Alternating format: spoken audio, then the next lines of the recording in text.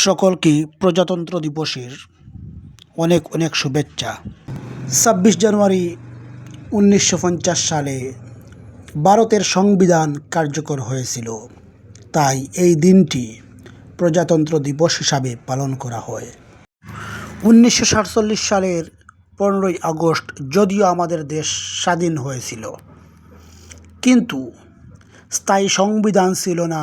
Doctor B.R.. আম্বেদকরের নেতৃত্বে খসড়া কমিটি দীর্ঘ প্রচেষ্টার পর এই সংবিধান তৈরি হয়, অর্থাৎ আমাদের ভারতের সংবিধান ১৯৪৯ সালের ২৬ নভেম্বর গৃহীত এবং ১৯৫০ সালের ২৬শে জানুয়ারি কার্যকর হয়েছিল।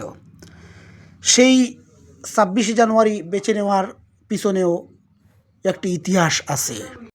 ১৯৩০ সালের ২৬ জানুয়ারি ভারতীয় জাতীয় কংগ্রেস পূর্ণ স্বরাজ বা পূর্ণ স্বাধীনতার দাবি জানিয়েছিল, যা স্মরণীয় করে রাখার জন্য ২৬ জানুয়ারি সংবিধান কার্যকর করার জন্য বেছে নেওয়া হয়েছিল।